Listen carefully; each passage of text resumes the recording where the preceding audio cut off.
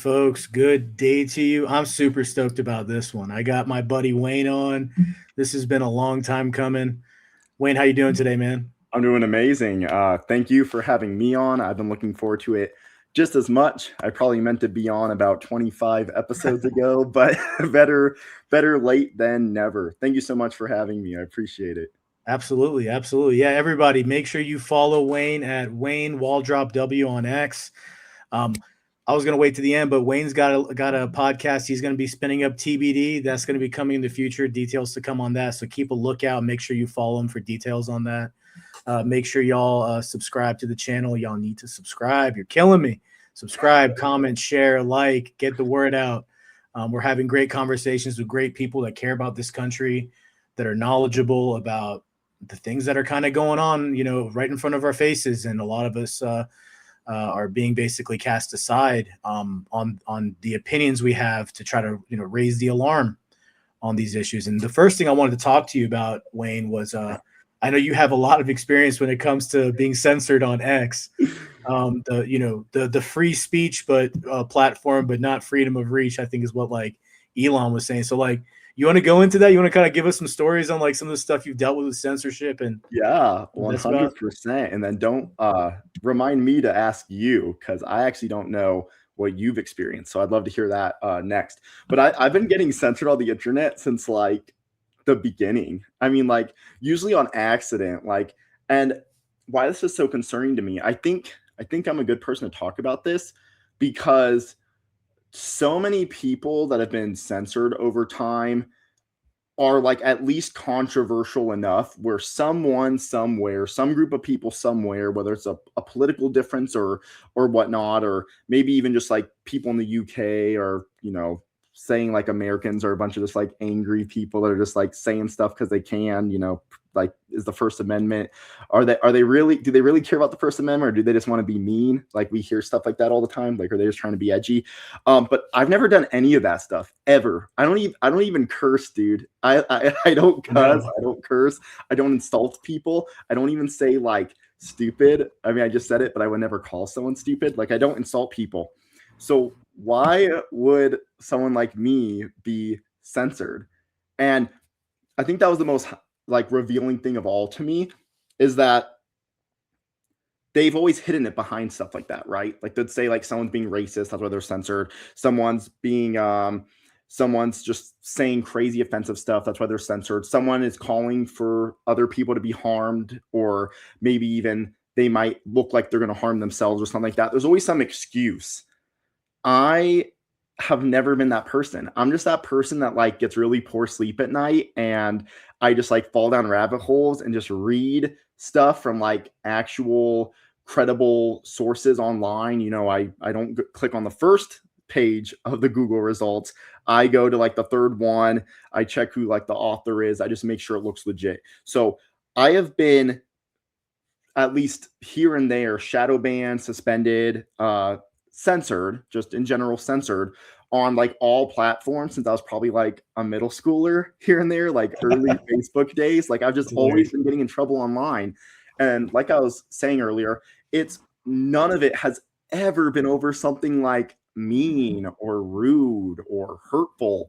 It's like an idea or something I read that's backed up by sources, or at least semi-reliable sources or logic. Like some of my discreditors online on X right now, they'll ask Grok, hey, debunk this post that I, by the way, already fact checked, so it's just kind of redundant. But Grok will say like, half of the things are confirmed, the other half are speculation. And then they'll respond saying like, oh, so half of it was a lie. And even Grok will have to go, well, no, it's not a lie. It's backed up by evidence. It just simply hasn't been confirmed. And I don't know about you. Well, I do know about you. You'd agree with this. You shouldn't get suspended for saying things backed up by research that just hasn't been confirmed, because something being confirmed is almost exclusively like some government term, like that, like some official somewhere like signed some bill saying this is how this thing is. This is how it is. Just like, the science is settled, that kind of thing. Like they just decide something's done. I don't get why we would I don't get why you can't talk about something. Well, I do know why. They don't want you to know. But you can't just censor someone for talking about something backed up by evidence just because you don't like it.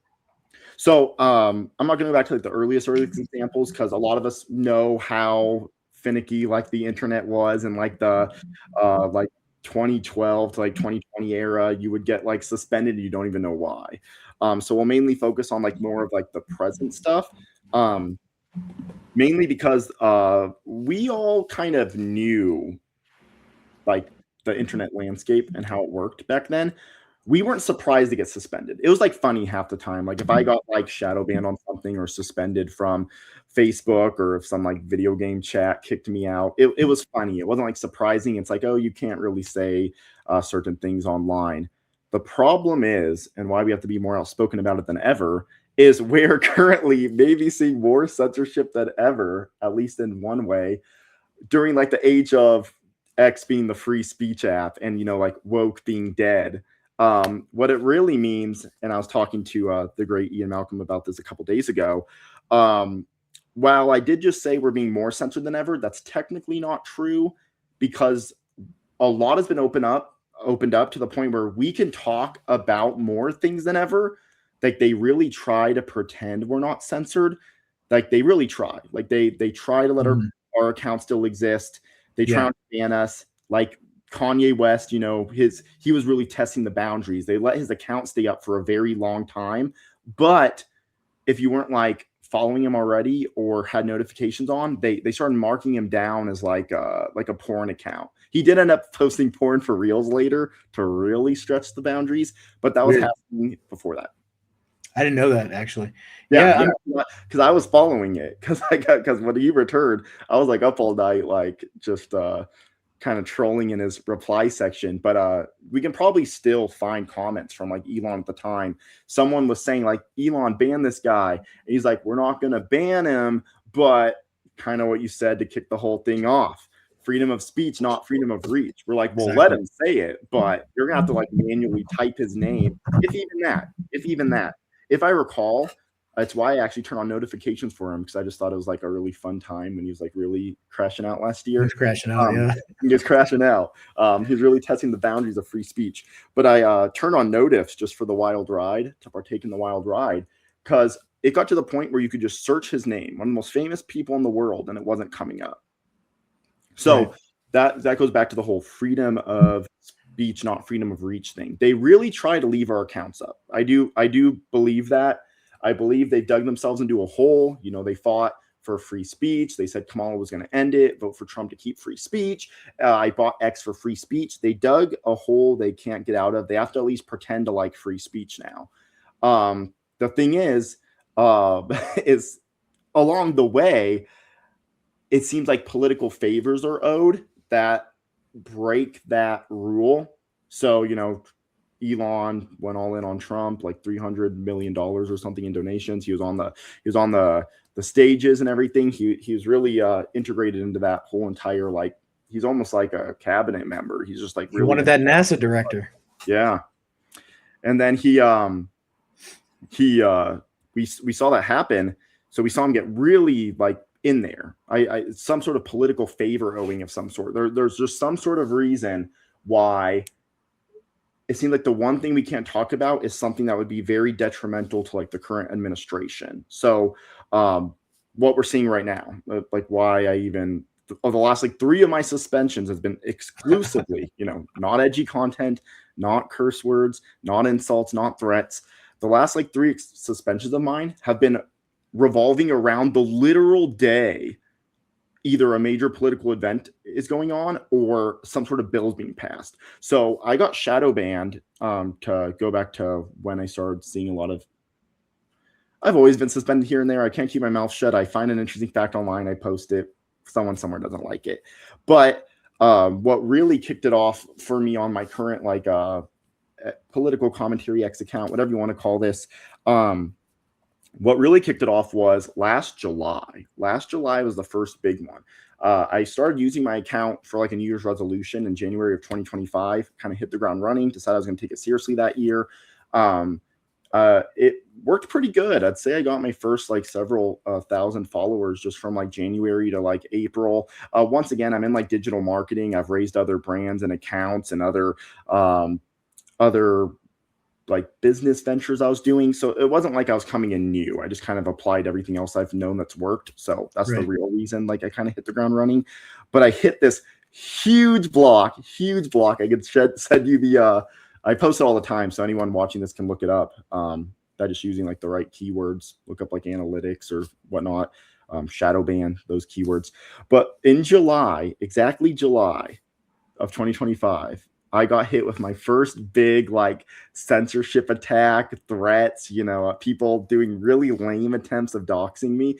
I'm like really clean. I'm just like a normal dude. So like trying to dox me doesn't really mean anything, but they try. They'll like post like a screenshot of my website and be like, I remember that. He runs this company and he has these clients, and it's like, cool, I have a job. Like, it's in my bio. You can just click it in my bio. It's right there. I have links to my websites, the stuff I do. Like, dude, this is so lame. Sorry, I have a job. Sorry, I contribute to society and do stuff. But anyways, this thing I'm about to talk about result in like threats, doxing, DMs. One of the reasons you are familiar with. I'm bad at checking my DMs because I just had to like stop looking at DMs forever ago because it's a mess. But all I did, dude, I swear, no insults, no comments, nothing super conspiratorial, just like straight from the bill. I was very, very, very outspoken against the OBBB. Mm-hmm. And that was so sus to me, dude. Like, what do you mean I can't even not like a government bill? Like, I have been attacked over this government bill more than like anything ever. Even back in like the Biden days, like they wanted this thing so bad, they were attacking people as if it was like COVID level thing, but without like, you know how a lot of this stuff, okay, not to go on a tangent real quick, but I think what's breaking the immersion right now with like the current like Trump administration and like the stuff going on right now is, how woke technically had a point. Like, we might not agree with it, and we might be like free speech absolutists that don't want to buy into this stuff. They at least like had a point. They're like, don't be racist to customers just walking to your shop. Don't yell at people and film. Don't threaten them. Don't say slurs to them. Like, just a lot of it was surrounded like around just decent human respect that a lot of people can get behind. It's probably like why it off in the first place. But the thing is, there's no real principle and no real. They're basically trying to keep the woke like witch hunt like tactics and attacks going, but around something not noble at all. There's no hatred, there's no racism. It's just, no, I don't think we should spend $10 trillion. I question a government decision. Wokeism. I mean, it's like it's literally that. That's all it's been. Woke the entire time, and at least like 4 years ago, they're at least pretending it was more of a human issue. Woke the entire time is government backed, government pushed agenda that the media and the influencers and the characters around it also, and the bots and the companies also push. That's really all it's ever been. But it looks goofier than ever because now we get like attacked and death threats over not wanting to spend $10 trillion. Like, we'll get attacked for not wanting a surveillance bill to pass. We'll get attacked for not wanting to integrate our military or our technology and stuff and our supplies with a very controversial foreign military. It's all this stuff that's such like the moral decision. It's like the opposite of like the old woke. The moral decision is aligned with what we're saying. We're saying, don't spy on people. Don't put us in debt. Don't leave people homeless and young people unavailable to buy houses. Like, we're saying the right stuff, and then they attack us. So they just look like cartoonishly evil because they're attacking us over like the moral standpoint. So it's always like the opposite of the old woke. Because like I was saying earlier, they at least were hiding it behind like social justice and not being racist and being open-minded and if you don't vax, you're gonna kill innocent people. And my grandma, a lot of people just personally like act like their own grandma was gonna get hurt. But there's no like moral rationale this time. They just attack you. It's not all it is. So they're using the same construct or framework, but now they have no leg to stand on because they've said this cancel culture of the past is in the past. We will not condone this anymore. Yeah. But now the cancel culture is speaking truth to government decisions and scrutinizing government, scrutinizing the elected officials, our public servants. And like you're doing what we were doing for during Biden, during COVID, during all that. Like, why are they doing this? This is tyranny. This is medical tyranny. This is a nanny state. And it was, oh my God, how can you talk about all that? And then now you're like, wait, now we're like you said, $10 more trillion. Now we're going to give 1.5 trillion to the Pentagon. And what are we doing? We got to get rid of the debt. So it's what's happened now is you nailed it. They bit off more than they can chew.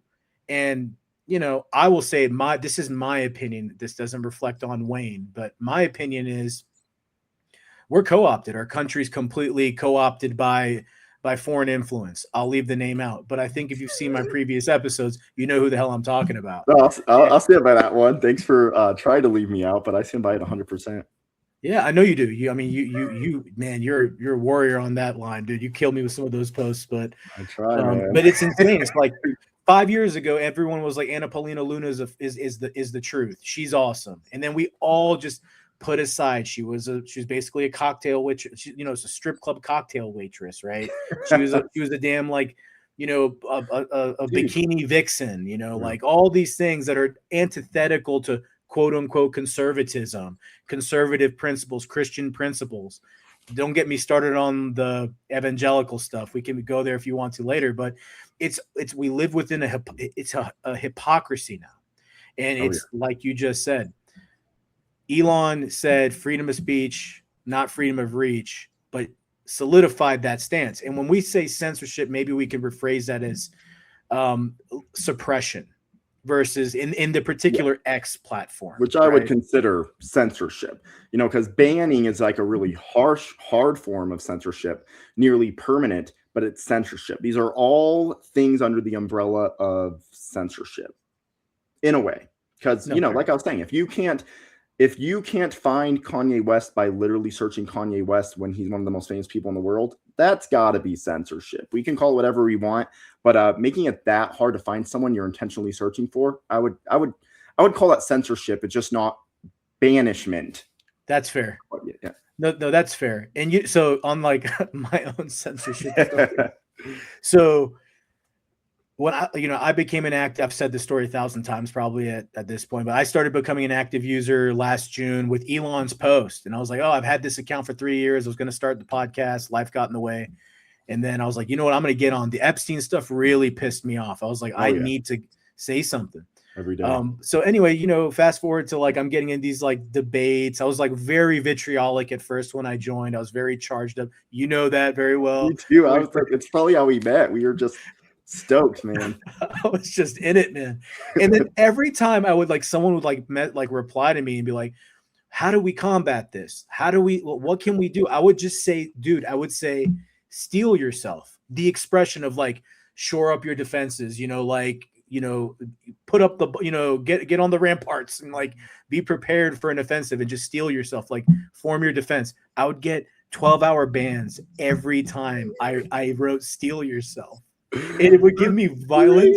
What was it, like violent or harmful conduct, whatever that one timeout they give you is. Yeah. And I'm like for that, and like all I'm telling is, go ahead, sir.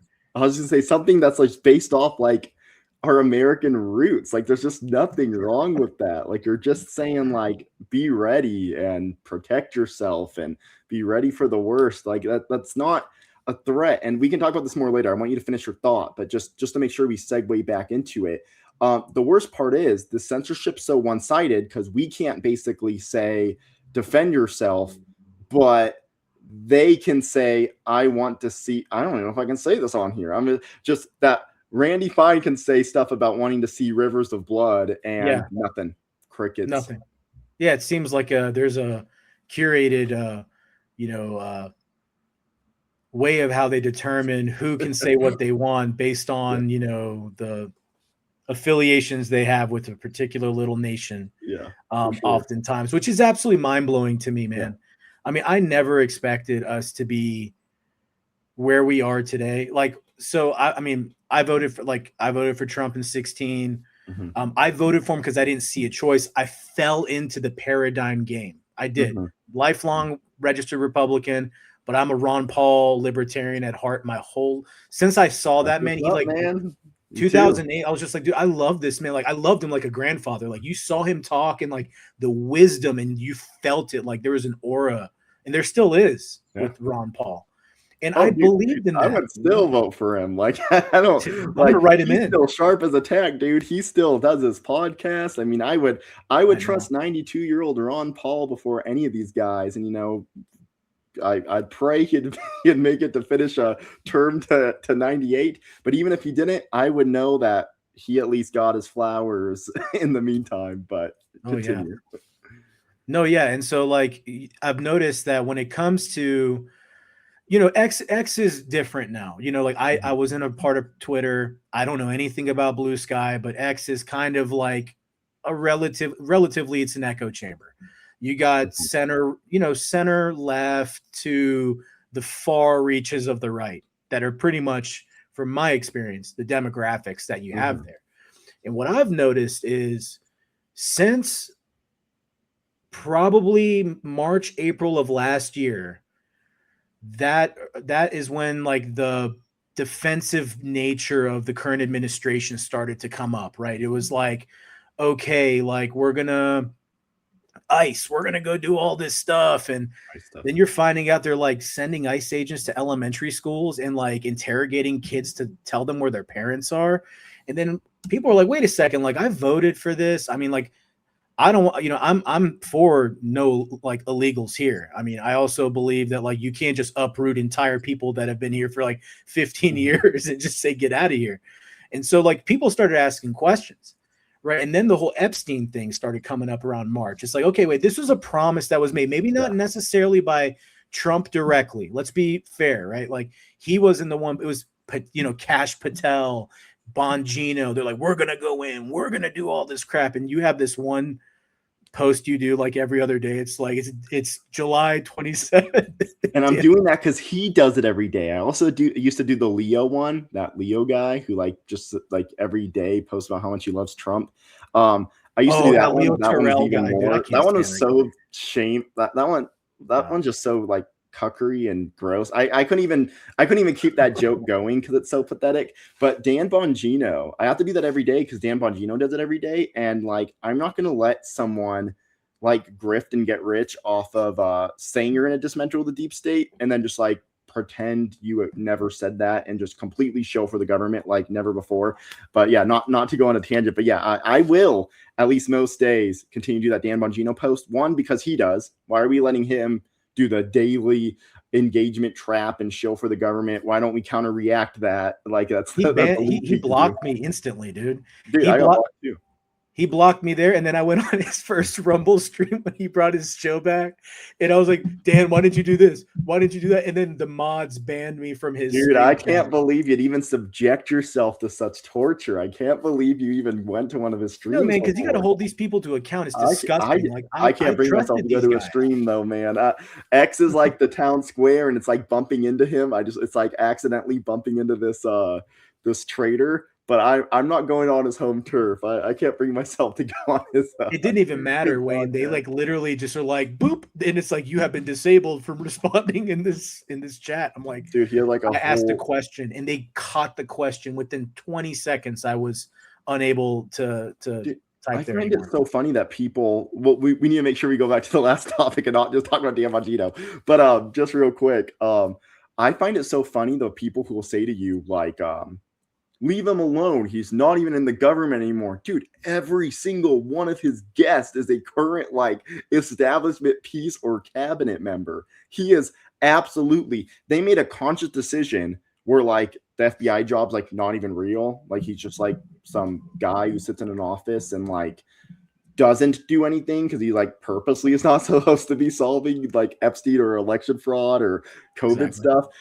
So they literally probably made a conscious decision, realized he was way more valuable like on the propaganda trail. Like that it's almost why they won the election. You know, the podcast circuit, the influencers, they rallied all the rejects, all the Rob Schneiders of the world who can only get Raspberry Awards for their movies. So they need to take probably it's probably the best trade deal of all time, right? You can get Rob Schneider probably to like push your propaganda for like probably like $50, but you used to have to pay like Cardi B probably millions or something. So like the Democrats are spending so much money to get like people to endorse Kamala, but I bet like all these like reject influencers that are like the like new MAGA. I don't know if you can hear the sirens. I only think it's ironic and funny because like I've never heard one in my entire life. I live in a very quiet area. They're just like, there's a podcast going on. Let's jump in there real quick. They're messing with you, man. They're messing let's make noise. It's like the have you seen the Tyler Oliveira videos where he's trying to talk and they just like start honking their horns and trying to block like the interview happening or play copyrighted music to get it removed? I feel like that's what they're pulling. They know we're doing this and they're just like gonna come out here and make the alarm go. But yeah, they say Dan Bongino's, they act like he's not part of the government. They're like, leave him alone. He's not part of the government. One, that's not the point. You can call it someone forever. People called out Dick Cheney until the end. Like you're allowed to talk about something someone did, especially a year ago. So that's already some like whack logic.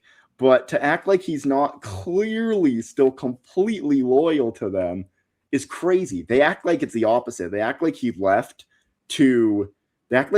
because he didn't want to lie anymore. No. He left to lie even more. Even more. So unchained. Yeah. There's only so much you can lie as a deputy FBI director, but you can lie all you want on your podcast. Oh, absolutely. Back to you. Man, like the Rob Schneider thing, dude, like I bought into that too. I was like, oh man, that's cool. What is it? Deuce Bigelow. This guy's the greatest, you can do it. Like he was the man. But then it was like, I don't know if it was the beginning, like somewhere around somewhere earlier this year when he had that post where he's talking about like we should bring the draft. Dude, I didn't see that. I couldn't believe a mile away. I didn't see that coming from a mile away. I don't trust any of these people. Seems like every single person that was like a conservative influencer has just gone off the rails. But that bad. The worst part is, and I just tweeted something about this like a day ago, posted something about this a day ago. If all the influencers start talking about the draft, someone else just did a poll about the draft. Dude. I don't remember who it was. That tells you that's what they're talking about behind the scenes, and that is horrifying. Yeah. It's just a mockingbird op. I mean, I was talking to a mutual of ours. I won't share his name for the sake of our podcast together, but very, very intelligent guy. I learned a lot from him, but he always basically talks about how a lot of what we are seeing now has been in the making for like almost a decade. Oh, yeah. Like, your Tim Pools, your all these podcasters from even like the Occupy Wall Street era. These are all like curated, created people. Like there's a reason why they are who they are and they make the pivots that they do. And like, I kind of came up, I got involved in listening to Tim Pool quite a bit during Biden, from probably to like 2003. And then I noticed in 2023, I started noticing like his rhetoric started changing. Oh yeah. And then you find out about the secret meeting with Bibi. And then look at what he's saying now. And, all this stuff about being pro for this war when, one of the main reasons I voted for Trump, and I am segueing here. You're good. I didn't vote for war. I don't want war. I like going back to what I was saying earlier, like I voted for Trump in 2016 and I saw a boon economically for myself and opportunities, was able to build a lot of money. And do really well for my household, and see a lot of growth. And I was like, you know what, man, if he comes back, like I can get it'll be another economic boon. It's clearly the opposite of that now. I mean, the total opposite. Yeah. I mean, we're in a freaking energy crisis potentially that no one even is aware of. Like, I think it's, we're under 300 million barrels of strategic oil. And I think I've read, there's a gentleman that I listen to, shout out, I don't know him, but he's a very intelligent guy. I think his name is Brandon Weichert. Really smart dude. You should check out his interviews. But he basically talks about like really of that 300 million barrels, like usable, non-diluted function, like good oil is like 150, half of that. Like, Oh man. I mean, like people are so focused, like some of these people, these MAGA folks, they're so double down, triple down oriented that they have blinded themselves out of the loyalty to a concept, like an idea of a person. Yeah. And and Trump told us himself, didn't he? You're not MAGA, I'm MAGA. Remember that last summer? I'm MAGA, and you're a panican, and I don't want you anymore. And so, like, when people hear that, and you voted for no new wars, you voted for accountability for the criminals that we lived through the, Biden's administration, which we just saw he's letting Fauci go. He's, oh, I'm just going to honor the pardon. I'm going to respect the pardon. Yeah. What happened to the auto pen crisis? Conspiracy, dude. That's the worst part, right? Is that they'll basically admit the bad thing happened. They'll go like they're like grifting hard, but like to satisfy the base. But it only makes it worse. So I don't really get the strategy. They'll go, guys, look, new evidence. COVID was fake. New evidence. Obama was spying on people. New evidence. Treason. New evidence. The auto pen. Like they'll say it, and then nothing happens, which only just makes it that much more obvious there's corruption in the government. That much more obvious they're condoning it and aren't doing anything about it. So what's even the point of bringing it up? And unfortunately, I think the answer to that is the like MAGA base.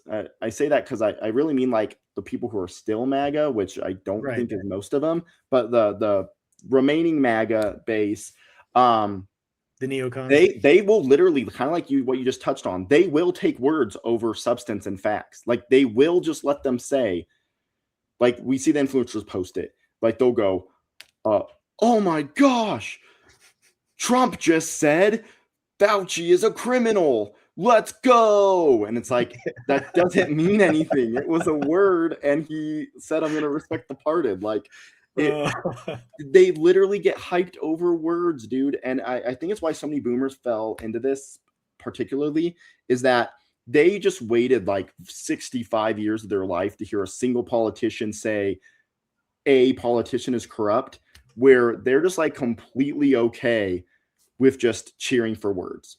They don't need to see anything happen. They don't need to see arrests. They don't need to see anyone fired. They just go nuts over words. Yeah, it's insane. I obviously have family that are boomers. I love them. They're great, but they're the most selfish generation. And they're not all this way. Not all boomers are never like this. The individual first, always, forever. Absolutely. But, in experiences that I have had personally, very selfish people. And they're also kind of like, I've already done what I needed to do. I don't give a shit. Excuse my language. I do curse. No, most people do, man. I think I only don't because like so many people around me did. When like you have lasagna too much, it's like the yummiest thing in the world, but if you have it 3 months straight, you really don't want lasagna anymore. No, I feel that. I do. but like, to the point of the boomers is like they've already made their, they've made their money. They have they have their nest egg. They don't think they don't even think about the future of the country because they don't care. They're gone. They're going to say be it out loud. Go admit it. No, I know. I've heard it from my aunts and uncles, and I'm like, dude, you're despicable. They're like, I'm like, no, you really are. Like, you don't think about like the decisions that you've made, the votes that you have, committed to, the fact that you just stand on the sideline and accept that what you vote for does not transpire. The promises that are given to you, that are made to you to get your vote, don't come to reality. They don't materialize. You're okay with that. I got $1 million in the account. You know what I mean? Like you hear all this. Well, I could just sell my house and downsize, buy it from a small family that hopes to get married soon and have kids. Exactly. It's like, I'm moving to Boca Raton. I don't care. It's like, okay, well, unfortunately, you have Gen Z, Gen Alpha. God bless these kids. I'm so like we have to hold our government to account again, or we're not going to have anything for even our generation. Millennial, Gen X is going to live through it too. and I know a lot of them are awake as well. But this war that we're, you know, in, Marco Rubio admitted it. He said it on TV. I think Hegseth made a comment too, and it's like, well, we knew Israel was going to hit them. They told us, so we had to hit Iran first because we didn't. We wanted to like protect our bases. Well, what we're also going to do is we're going to hit a school and kill 168 kids. Awesome. You know, we have. I don't know if it's by design, like as a mass humiliation ritual, to diminish the concept or idea of America globally, but it sure as hell feels that way because the decisions we're making right now and the things that we do not denounce, right? We don't have to go there, but I think you know where I'm going with like another little conflict that happened with a lot of innocent people that died that they still don't admit the numbers. Our names are tied to that. Like, and I always tell that to like my fellow, you know, to any American, anyone I talk to, I'm like, when people think of our country, they don't just look at Trump because they look at us as getting him into power. They look at any president. Obama is guilty of killing U.S. citizens through drone strikes at a wedding. Yeah. You know, like this is, we do not have a great reputation. And unfortunately, I mean, it's driving the world to China, which is a problem for us. And I don't know. What are your thoughts on that? I'll stop there. I'll let you kind of speak on that. We're seeing that firsthand, man. And I think you're 100% right. You know, America was the place in modern history that was like completely and intentionally created. The founding fathers, you know, put a lot of work into the Constitution for a reason. The whole point, it wasn't easy to, you know, leave the UK and go to America and then fight your previous handlers or whatever you want to call them, like as a colony. Like none of that was easy. The whole point was that it was like a fight worth fighting for, and they established all the essential amendments right off the bat. Yeah, I mean, that's like the point, right? It's why we get so much heat and they put so much time, resources, propaganda. They'll like liberate other countries just to falsely get them on their side for their own benefit, to then also join that like globalist agenda. All of it is to bring down this, you know, they really just need to, and it's almost like the last like bastion of freedom. I know you could argue like America's not the number one place right now just because of like ties to that country and whatnot, but we technically like are like one of them thanks to like the Constitution, as much as it's been like messed with over time and how much they're trying. But it is why they're putting that much effort into specifically us. Imagine if they put the amount of effort they put into us to like a different country, you know, they would have been like, they would have been doomed in a fraction of the time. You know, this has taken like hundreds of years crawl, you know, 1913. What happened in Australia and just during COVID? Yeah, just during COVID. That was a big one. That's why they do this stuff. You know, like the biggest thing people say against like people who talk about, you know, conspiracy theorists or whatnot, the biggest thing they'll say back is like this, you know, history says the opposite, but they'll act like it's illogical. They'll go, well, why would they do all that just for that? It's like, no, that's like the whole point. They did that for that, you know, you say you basically have to convince us, because the Constitution exists. You have to convince us to optionally take away our rights ourselves. You can't make us stay inside, but you can tell us if we go outside, we die. Yep. You know, like you have to, so they act like it's illogical, though. They go, why would they do all that just for that? There's no all that just for that. There's a lot to gain. We're actively seeing that you can buy off a president for like 200 million and then get back several billion. I mean, like the return on investment here is huge. They're also forgetting that weapon companies get rich, the medical pharmaceutical companies get rich. Like they're forgetting that there's a lot to gain here. They seem to think that this is just some like convoluted detrimental thing. They're like, what? Why would they let people die just to like hurt our freedoms? No. They don't just let people die. They don't just take away our freedoms. They get rich doing it. They permanently strip back our freedoms and our ability to fight back against them in any means necessary. You could argue that they don't care if people die. That's like it to you and me. That's a detriment. And you're like, who would possibly let people die to push their agenda? These people. That's who. Them. It's kind of like a thing where like most people are so inherently good and normal and just can't even process this very wild world where it's almost like people are just playing chess with human lives. 100,000 people dying in a war doesn't mean anything to them.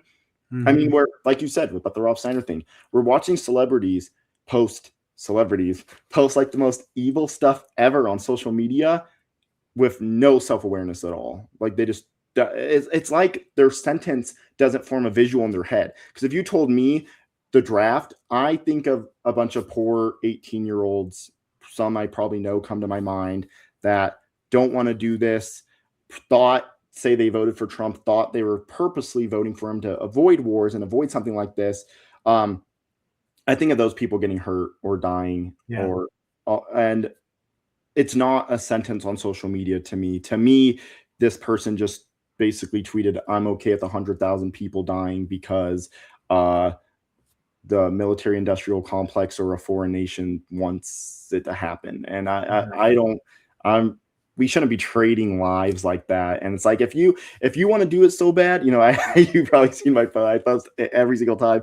One of my last bans was over I don't think it was a coincidence. I was posting a million memes about how Trump needs to go to war or needs to go be the first boot on the ground in Iran. And next thing I know, the next thing I know, I'm banned. So I think it was related to that. It was one of those bans where they don't even like tell you what you did. Like even the initial email, like there's like just no details. They don't like us pointing that out because you can always tell what they don't want you to point out because you get banned or suspended or censored, going back to the original topic. But it's like, that's such a logical point though, because if your family wants it so bad and they claim there's valid reasons, send your kids. And I don't even mean this in a mean way. I don't even mean this. Get hurt. Let's think of this logically. We're at the dinner. Trump's at the dinner table. He's talking about, they're not talking about this, by the way, because it's all a lie, but let's pretend they actually care about as much as they think that they pretend they do. You're at the dinner table. Guys, I just want this war so bad. We need to do it. Our country's in the end of the world's at stake. They could nuke us. Those kids should be fired up, like just logically, right? They should be like, Dad, Grandpa, I will do anything to give you what you want and to fight this battle you want and to stop the nukes from going. I'm going to be a hero. But that's not what we see. They act like it's so funny to me because the comments in like my Trump post are acting like I'm evil. They're going like, she's just an innocent girl, you sick monster. Dude, the irony. It's like, but this makes no sense because if it's not her, it's just someone else that you don't care about. Exactly. But they can't be.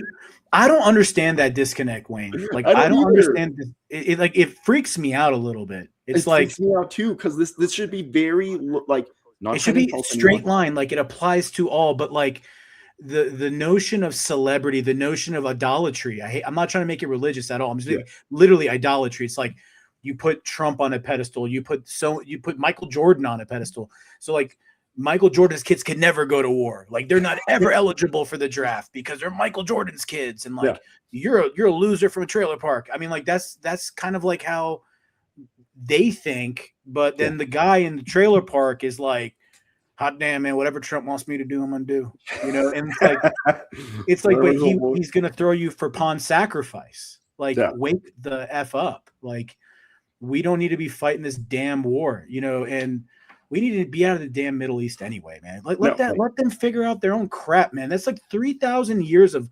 consistent conflict in that region, from the Mongols, the Persians, the Turks, the Romans, the Chinese. I mean, like, can we just not be there, and like neutral? Can we go back to diplomacy and trade deals and like maybe economic warfare? That's cool. At least no one's going to be dying over it. But no, there is a reason. And I have this theory that every 100 years or so, if you look, there's always some massive conflagration. Mm-hmm. And I think it's population control. I think it's like a culling of men. They need to, like, the powers that be, whoever they are. We're not going to go into the wild wilderness with Wayne today, but I strongly believe they're like, okay, like economies are dipping. We can't sustain them. Let's get rid of the youth, start a war. And here we go. It can get darker though, right? I almost sometimes think, it could go both ways. Like maybe the youth is like against the current administration because they're so because of stuff like that, or vice versa. But I almost think sometimes it could even be vengeful, right? The current youth right now doesn't like the current administration, speaks out about it. Even young conservatives or young Republicans don't. And it's almost like they're like, all right, let's reboot. These 18-year-old to 25-year-olds can go. Like, Oh yeah. I think there's almost like maybe not that intentional, like they just thought this consciously, like let's send him off. But I wouldn't be surprised if it at least plays a role in, like, I bet if Trump gets mad enough one day behind closed doors, he's like, these ungrateful kids, they might as well go over there. Like, I mean, I so think unfair. we're heading in that direction. Yeah, and another point I was about to say is I also wonder, like, is this population control because it gets too high and they're like, let's lower the numbers? Or even the inverse could be true too. I'm sure it's a little bit of both, or especially that first one. But like, or do they also let us get high population in the first place to have people for when it happens? I mean, I think it's a combination of both, but I lean towards well, personally, I think there's a very insidious, there's a level above us that we don't all perceive, right? That is Correct. spiritual in a sense. It's evil, and it can dictate, and seduce through power and the obtaining of it. And yeah, like I think there's a level of where there is a population reduction kind of agenda where it's dark. But I also do think from an economic standpoint, it's kind of like, well, we can't sustain. The markets are shrinking. Everything's AI. It's a bubble. Cool. We're building data centers, but guess what? They're going to be built. Where are those people going to go work after the 12-month, 18-month project they're on? We need a war, and I don't know. Like I'm trying to like rationalize why are they renewing? People, I've gotten crap for this. Like, do they always refresh the draft rolls? I'm like, do they? Do they publicly announce it? Do they have this like whisper campaign on social media where like Rob Schneider and other people like, maybe the draft will be good? And then like a week later, a news article comes out from Fox and it's like, oh, routine maintenance, December of 26, they're going to revise the draft rolls for 18 to 26-year-olds. And by the way, we're going to increase the draft to 42 years old. That means my ass can be drafted. Not going. You can throw me in the clink. That's fine. I'm not going to go fight no damn war for another little country, especially in a war of an aggression. You come into our country, then, whatever you believe in, you better pray, because America is not going to tolerate that. But wars of aggression, this is nothing to our. And what economic benefit do we get? What's that? I thought we were past that. I thought we were past war of aggressions. I thought at the very least they would, here on out, that at least do a much better job at making it at least seem like we are attacked first. I mean, this was just so lazy. Right. This was so lazy. I mean, it's just like you don't even see the like biggest Trumper bootlicker like boomer argue this. They don't try to say, nuh-uh, it's defense or something. They'll say they deserve it. They won't argue they won't argue that this isn't a war of aggression. They'll just argue there's reasons why we're doing the war of aggression. I was under the impression that we weren't doing wars of aggression anymore. Like, it was just like too popular of a stance. Like people's grandpa complain about wars. Like I really thought we were past this. Once again, I didn't think we were past wars or even wars of aggression. I thought we were past not making it look so obvious it was a war of aggression. Right. They didn't even try. This time, I don't know if it's once again like a humiliation ritual. They're like just not even trying anymore. I was kind of talking about this the other day. I think it's messy because they have to speed run. Yeah. They only have so little time while they have like full control. They're just, while not, once again, I'm a uniparty guy. I know the Democrats are bought. I know most of Trump's cabinet's Democrats. The Epstein files are mostly Democrats or former Democrats. I'm not saying there's a Republican issue, but it technically is, because right now it is. But while they have the presidency, the House, the Senate, they are just speed running. They're just like, while they can get as many like pro Zionist bills, anything they want, they're just speed running it down because they don't care. They don't care. Even these conservative influencers that pretend they care, they don't care if this party is hated forever and never wins another election again. So while they own all three, let's just make them do all this awful stuff. We don't care if the reputation's ruined because, when the Democrats just win, we'll just do it again, but this time in blue ink. And they just start all over again. But they're not even trying, dude. They are sprinting towards the finish line because there are certain bills they need passed before it's too late. They want to integrate our military before it's too late. They want to pass any sort of laws that can remotely stop harm freedom of speech.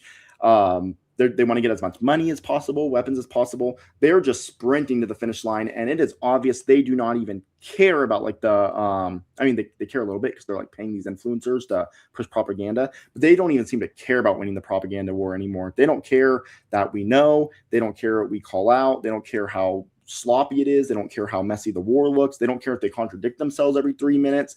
All they care about is, are we or are we not going to get the bill passed? And they are. So... yeah, I mean, we're talking about 219, the NDA FY27 was 224. Then they revised it to 219, like people can't read. Then there's a lot of people don't. That's the sad part. And as someone that very into the individual and believes all of us can overcome even possibly the greatest of deficiencies out of your control, whether it's environmental or genetic, I believe we can at least close the gap a bit. We can improve ourselves and do better. I like to believe anyone, any day, even tomorrow, can just start reading bills. And I'll say that someone will be like threatening me, yelling at me, fighting at me in the comments. And I'll genuinely, they think it's sarcasm or something. I'll genuinely say like, dude, I hope you do better. Read the bill, learn how to process this information, think for yourself. And the worst part is they take this as like an insult instead of just like doing a slight better to them. Yeah, like instead of just doing better, it's an insult. And it's like, but it's not an insult. I mean this genuinely. Like, I'm literally sitting here with no ill intent in my heart and soul. I mean this genuinely, like literally, to read the bill tonight, DM me tomorrow, and ask me questions. Like, I mean this genuinely. And they act like it's an insult and then never read the bill. So you can change the name. You can, it's like the Thomas Massey joke. He'll say, they'll name the bill like milk money for grandma or something, but then it's like says it bombs like some country in the Middle East. Like, it's so sad that we live in like this world where, like you just said, like most people can read. It's a shame that they're still not. They really will just go by the name, dude. It's wild. No, I know. You brought up Thomas Massey. Maybe we can close with that topic. Wow. So the censorship, that was a big one. Before I jump into the last one, sure. You might have already somewhat answered this because you said you kind of didn't really get into Twitter till after it wasn't Twitter anymore. But what's your experience of censorship? I know to me at least, I believe you're at least pretty systematically suppressed. I think it's much harder to get out of when you don't have that support. And everyone watching this, if you're watching it, please follow Might Not Be For You podcast. He does amazing work, super honest, never misses. Follow him because the early stages are like the hardest stages because it is so easy to, put out a flame that never even got to burn. If you can shadow ban Nick Fuentes, take away his blue check mark, but he already has so many people, with notifications turned on. He already has so many people with notifications turned on. They already know he exists. They know to manually look him up. Kind of like the Kanye thing. Those posts were blowing up even when it was like tagged as inappropriate. The early stages are like the hardest stages. It's why so many celebrities can still get noticed.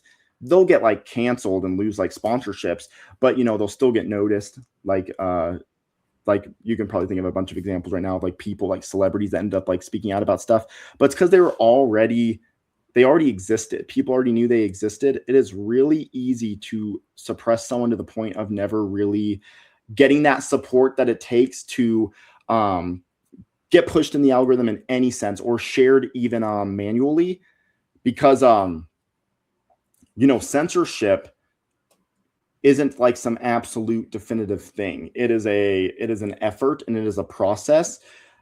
If people already know you exist, you can only get censored so much. They can kick you off all the platforms in the world, but someone can still find you. They can still look you up manually. They can go on your independent website.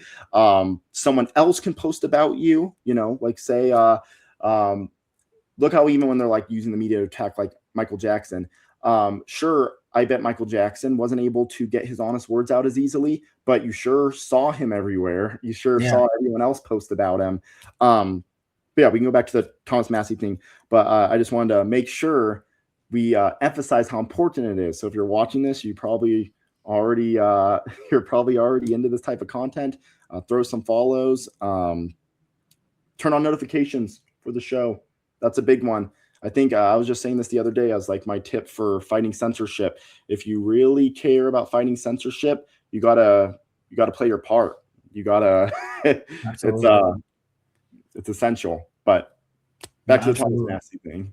Yeah, man. Like oh no, sorry. I actually went on a tangent about supporting you, about your censorship experience. Oh sure, yeah. I mean, for me, it's a lot of it is I just speak very honestly and very truthfully, and I pull a lot of data. I pull evidence. I used to be a troll, so I would, you remember how I was just so mad, man. The first couple months, I walked into this like bar fight of like pirates, and trying to get everyone to sober up. Like, hey, like, why are you mad about this? Have you read this? And then there's like this event that was with Lieutenant Colonel Anthony Aguilar. That's where I think I got burned really bad, because I won't say the name of these accounts. They're these like fake ass, like pro-military, like veteran accounts that are just like, they're such shill accounts, man. And then like they're like discrediting this man's name because he's talking about GHF and what he witnessed in, in the whatever, the zone 2 or whatever, when he was giving aid to the Palestinians. And then they started trying to like not dox him, because obviously everyone knows who he is, but like out his like past, like, oh, he beat his wife and he did this. And then like myself and a couple other people, like, we're going on North Carolina, like looking up all the like criminal records, and we proved to this account who blocked me instantly, and I think reported me somehow. He's a big account.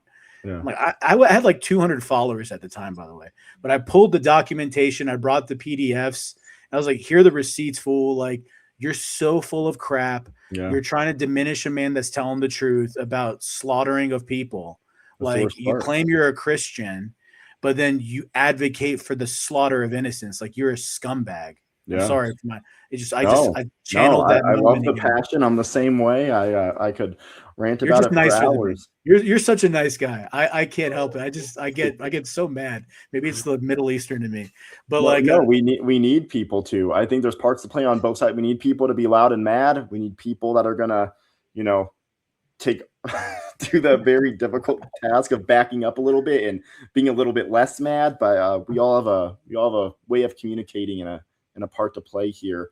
And I know exactly what you mean about those accounts. And like I was saying, it goes back to what I was saying about how censorship really kicks up when it's like military related and war related, or surrounding like an essential bill that's going to like do something for a military. Exactly. Or it's like increasingly obvious that censorship, like I said, if there's one pro to like the woke strategy, it was that like it really tricked people into thinking that was a moral decision. What's weird is now you get censored for saying you don't want people to get hurt. It's insane. It's so noticeably goofy, and I think that's why so many people are waking up. They're applying the same exact strategy, probably because the same exact people behind the scene, the same exact companies. They just, more like I always say, they went from blue ink to red ink, but it's the same company, same rules, same guidelines, same censorship tactics. But what the part they're missing is why it worked in the first place. It worked because you appealed to people's humanity and emotion, and you didn't. Most people would agree that maybe even someone that would even call themselves racist. I've heard people who call themselves racist be like, "That's so messed up to just like attack someone, or not like physically even, but to like insult someone on the street minding their own business." Like, even they have a line most of the time. Like, you're appealing to their humanity by being like, hey, don't say racist stuff at the store. Like, but there's no, this is the opposite now. Appealing to humanity would say, don't have wars, don't hurt people. And then they'll try to spin it. They'll be like, yeah, we bombed that hospital because a terrorist that killed someone once was in the tunnels. It's like that. We're gonna take the whole hospital out. No one's buying that. No one's buying that, especially not with the technology. You got like the Palantir guy sitting on his chair, all quirky, like going like, "We can target people with such precision." Dude, he was tweaked out. He was like hopping out of his chair. Yeah, like, where's that precision, dude? Where's that precision then? It's insane. They're like, we had such precision. We had such precision when we took this guy out. It's like, well, then why does the hospital need that? It just doesn't pass the logic test, no matter what spin they do on it. But you mentioned you wanted to talk about the Thomas Massie thing. That was the weirdest one I've seen to date, man, because what do you mean I was getting suppressed, censored, and attacked by bots for supporting a formal member of Congress's reelection? Like, it doesn't get more like official and non-controversial and like normie than that. Like, I'm not allowed to post facts about a sitting member of Congress. Dude, like, they've lost the plot so hard. I mean, I don't think I know you heard me when I was posting about my experience during that. Dude, I've never been attacked more. Name anything more. I mean, I can't even. I think that was the biggest attacks I've ever got, was just me posting facts about Thomas Massie. I know, dude. I mean, what, like 20, was it between 20 and I don't know the figure, so I'm just gonna throw a range out there. Maybe you know accurately, but it wasn't like $20 to $30 million for a House rep race. Yeah. It was 32 total, and it was but where they'll get you is they'll be like, oh, but not all of that was the foreign country. A lot of it was the the like Trump administration types and influencers. It's like, same difference. Like, they clearly play for the same field. So yeah, if you want to get technical with it, you can't say 32 was from like foreign interest, but it was 32, like, totally. I just mean, yeah, just the aggregated amount of money that was pulled together, full spectrum attack on getting Massie out, when 2 years ago, rural area, dude, rural area. Yeah, there should not be this much money in something, period. For sure. And like 2 years ago, everyone loved Thomas. I still love him. I think he's the spiritual successor to Ron Paul. I mean, he's the closest thing. His own son is I don't want to talk poorly about Rand.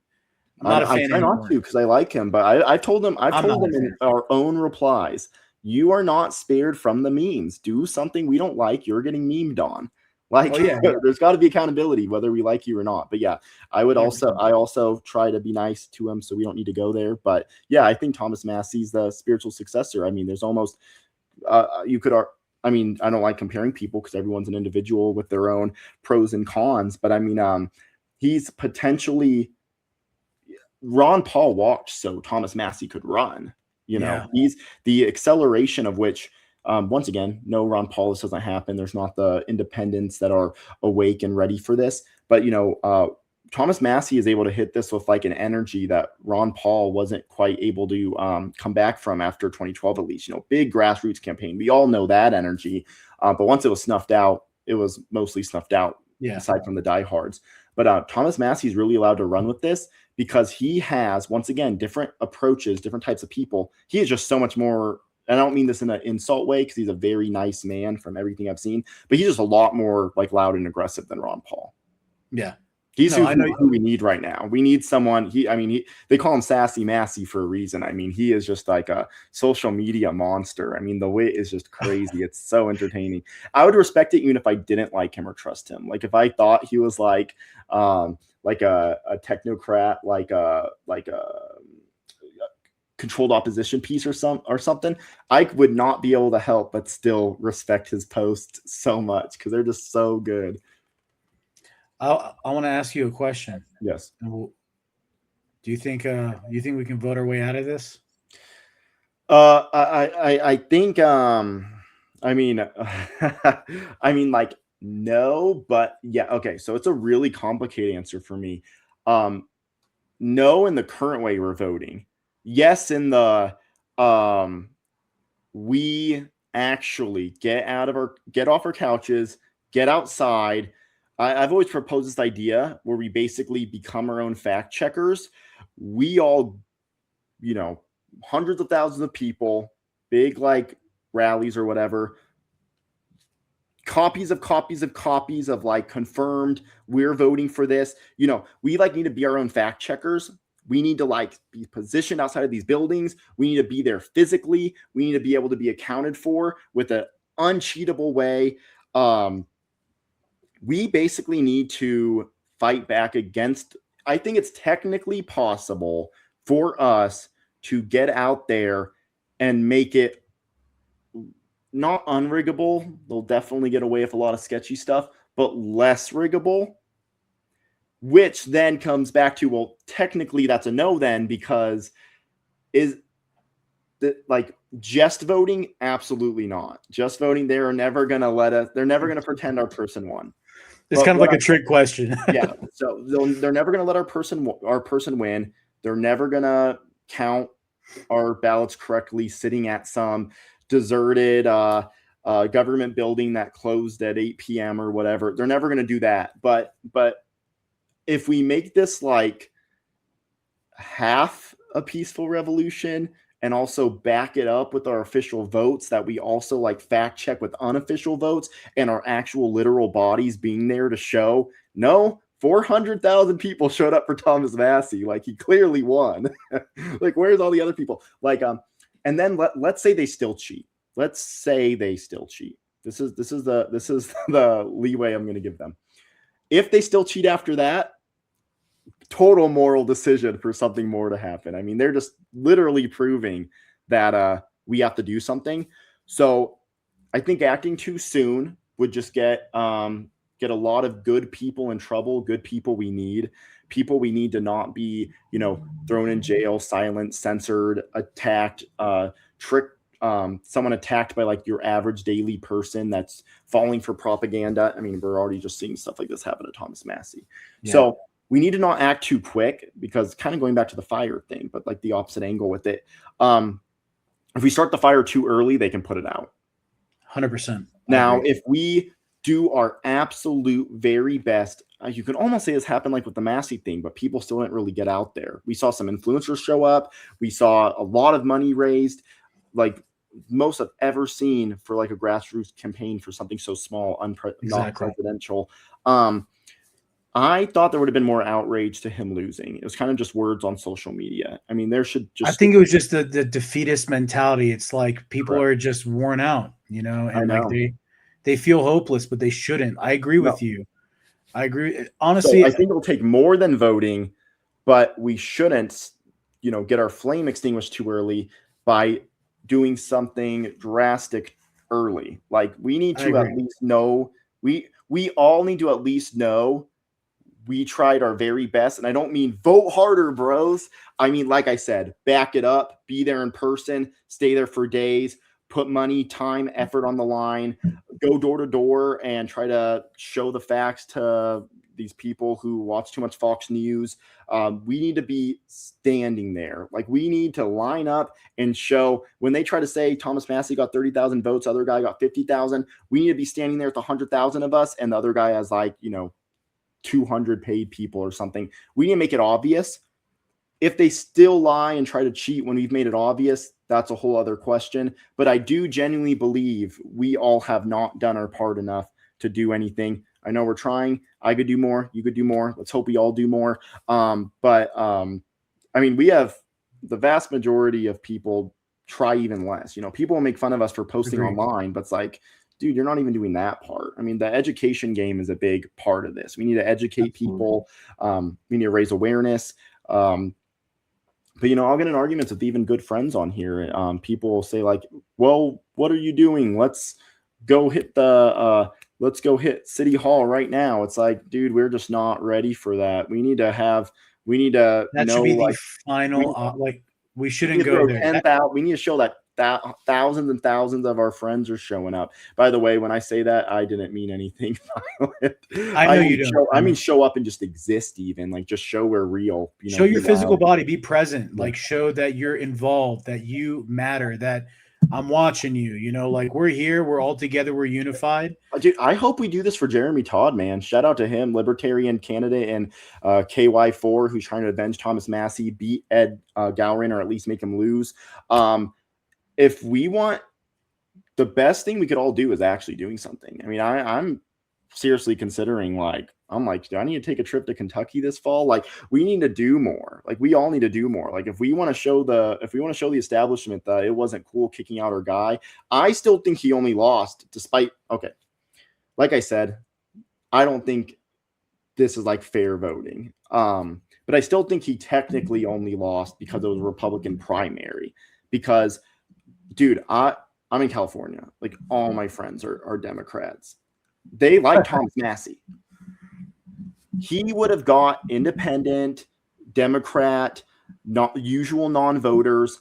He would have beat Ed if all of those avenues were open. But it was a Republican primary. And who got tricked into hating him? Trump, Republican. Boomers. The stats show like boomers. So it was really not just literally rigged in the way of like, we don't trust like the government. We do, vote. We don't trust the vote harder, bro stuff for the most part. Or maybe you do. I don't know. Tell me your opinion next. But not saying we trust that, but that was not his battle to begin with. Because, he gets the libertarians, he gets the independents, the disenfranchised Democrats, the disenfranchised Republicans that literally left the party a year ago when he said to leave. That is now someone, if they actually did that, they can't vote in the primary now. I know. Yeah. It was basically like a bunch of like Fox News watchers got to vote for their favorite person that Fox News told them to vote for. I think Massie, even with cheating and like foreign money, I think he would have obliterated him in an open election. But this was a Republican primary. Right. So what I'm getting at is I don't think it's hopeless for Jeremy Todd because he can get votes from everyone. Now, it could be, I'm not saying he's going to win or anything because it's always a long shot for a third-party candidate. But if people if disenfranchised Republicans, Democrats, third parties, usual non-voters, independents, if all of them just go with him or at least not Ed Gallery, whatever his name is. Yeah, he's such a what Trump actually said. He's a warm body from Central Casting. He's at the client. I don't even know his name because he barely exists. But if everyone just like works at least somewhat together to just like show a lesson that we won't let elections be bought, I would do it. I would do it right now. Right now, if I knew even a Democrat, a good one, or one that means well, not like some establishment jerk, but if I knew the establishment rigged an election against them, I'd go, well, there's probably a reason the establishment rigged an election against them. I'm going to vote for that person. Because, once again, policies varying. But if I had to guess, since the establishment's against them, they probably have some decent policies aside from the party, if you know what I'm saying. I do. I understand what you mean. I totally do. But what about you? Do you think you can vote our way out of this? No, I don't. I don't think we could. Well, I'll put it this way. In a perfect world, if we were able to call, as constituents, put a lot of pressure on our elected officials, like starting today. Mm-hmm. You get with your local community, you say, okay, all of us are in District 2. Oh, yeah. We're all going to call Billy Bob, and we're going to tell Billy Bob, you are going to start voting against lobbying. You are going to start voting against super PACs. Mm-hmm. Perfect world. That's kind of, in my opinion, that's what we need to do. We need to get together as a nation, like-minded individuals, help each other figure out who's your rep. Who do you need to call? This is who you call. You guys organize there. You organize there. And we need to get rid of the way campaign funding works. Yeah. We need to ban lobbying. We need to prohibit foreign lobbying. Like lobbying, when I say lobbying, I mean like domestic corporate lobbying and pharma lobbying. Okay, yeah, I mean that's gonna be there. We need to get rid of it because it needs to end.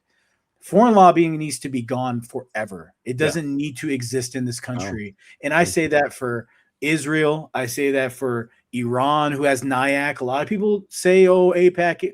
Iran has NIAC. Yeah. Okay, like they have their own damn lobby here with like the MEK, which are psychopaths, right? That Trump is backing in Iraq to like kill Iranians. They're a bunch of commie Islamicists. It's insane. Mm-hmm. But anyway, that's where I think it needs to start. Get people. We're not going to be able to vote new people in. Yeah.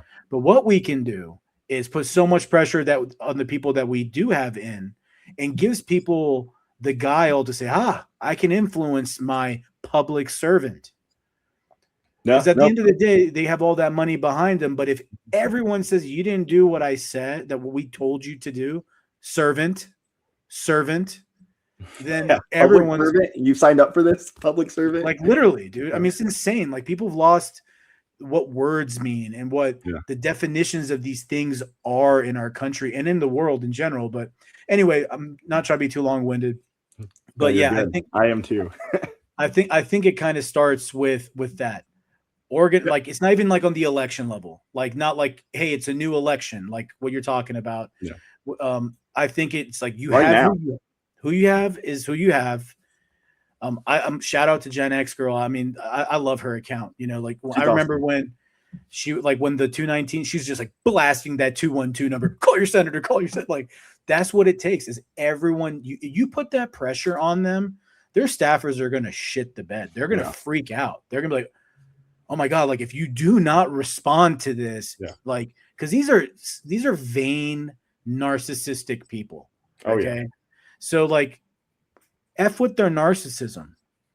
Like portray that they are actually weak. They're gonna do something to show they're not, which is, see, I did what I wanted to do. They won't give you credit, but we need to, as the American people, need to lobby our representatives, our senators, local, state, county, federal. More so, I would say, focus on your local and work your way up. But get the money out, control the money. You know, if you can control, you always talk about it, you follow the money. How about you work on ways to control how that money flows into the person that you vote for?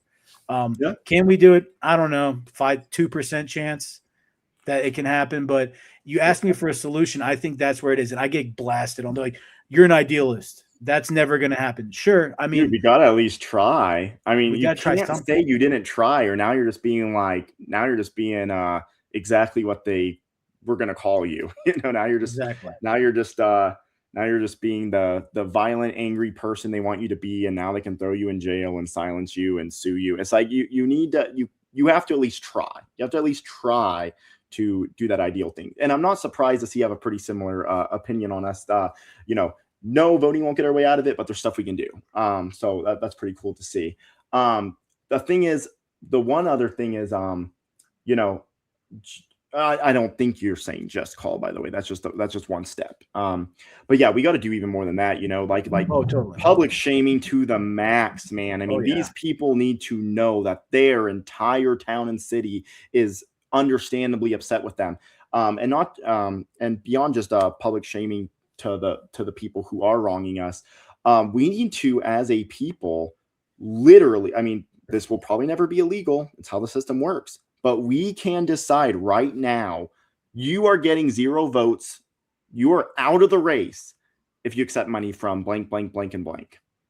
We can just decide. That's a good point. Like just abstain from voting. Like, yeah, we can just decide. We can just decide right now, all of us, people just need to wake up. We can decide right now. We can't stop it. We can't stop the money from coming.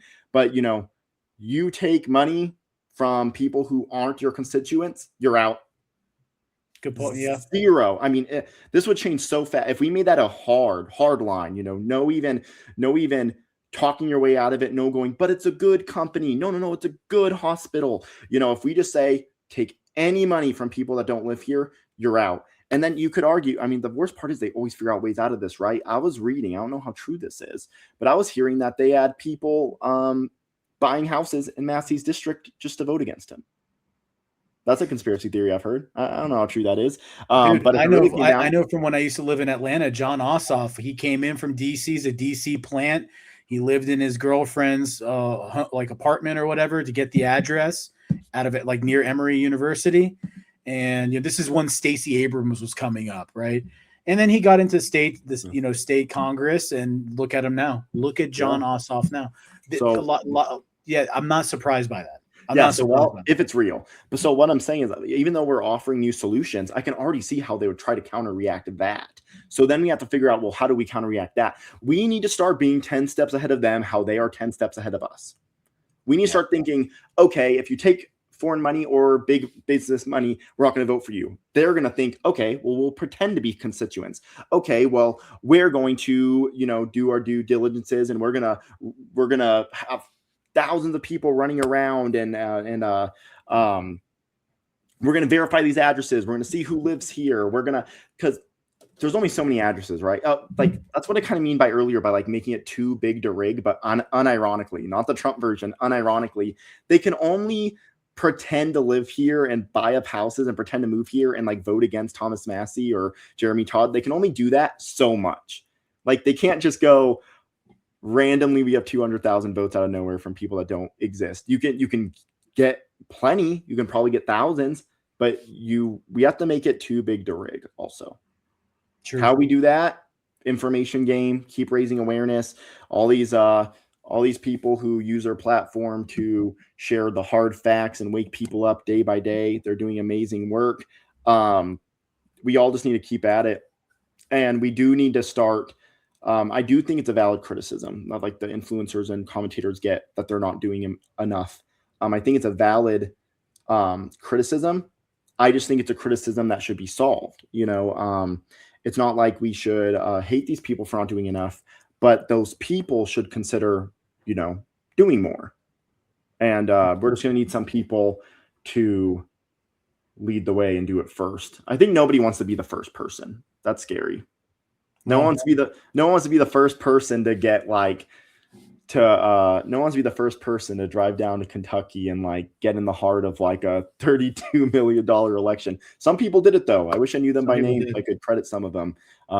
Maybe I can remember this and tag them in the replies later. But we had some people do it, but it needs to happen far more often. We need to get out there. We all do. I agree. I totally agree. Wayne, this was awesome, man. It's such a pleasure. I'm so glad to finally be here. I was literally about to say, the worst part is I feel like I could have just like talked to you for like 4 hours. we both have stuff going on tonight.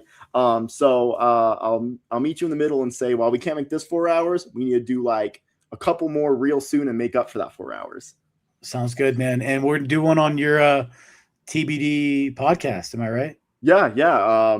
No major time frame right now. I'm really busy next month. We'll see if I can see what I can get going behind the scenes first, but I fully intend on after this summer hitting everything hard. I want to start a show. I want to have you as one of my, if not my first guest. I want to just kind of hit the ground running. I'm gonna see. So if you're watching this and you do stuff like this, reach out to me in my DMs because I will want to talk to you as well. But thank you for having me on. This was like my first time doing anything like this. So ever. I did my first on you did great, man. This Monday was fun. And did your first podcast today. Like I've said, I've done other stuff in like other spectrums, but I've never done anything like this. So thank you for taking the chance and having me on. This was too fun. I mean, I was already so excited, but this was just a blast. I look forward to the next time, man. Absolutely, man. Awesome. Yeah, likewise. We'll definitely do another one. We got a couple other buddies that we might do a multicast with. But yeah, everybody, make sure you follow Wayne at Wayne Waldrop W on X. Check out the content, check out the opinions, check out the information he puts out there and the Dan Bongino posts. They're fantastic. Keep an eye out for the, when Wayne decides to announce the podcast, but we'll definitely have Wayne on again in the future. And make sure I didn't plug my X, so make sure you guys follow me at MNBFY pod on X, as well as, share the video, subscribe to the channel, all that stuff. I hate doing the plugging stuff, but Wayne, I appreciate you, man. And it was great talking to you, and we got to do this again soon. Thank you, man. I appreciate you so much. And yes, everyone, please follow the podcast. Please follow. Might not be for you. Keep an eye out for all of the other truth-telling friends, and we're all in this together. I say this at the end of like almost every single post. I'm probably gonna get flagged as a bot for how often I say it, but I just really, really mean it. Like, if we all don't get together and we all don't support each other, this goes nowhere. So thank you for being a big part of that, man. You're one of the between you and Republicus, you are 2 favorite accounts and 2 favorite guys on here. So thank you for all you do. I really appreciate it. God bless, man. I appreciate it. All right, everybody.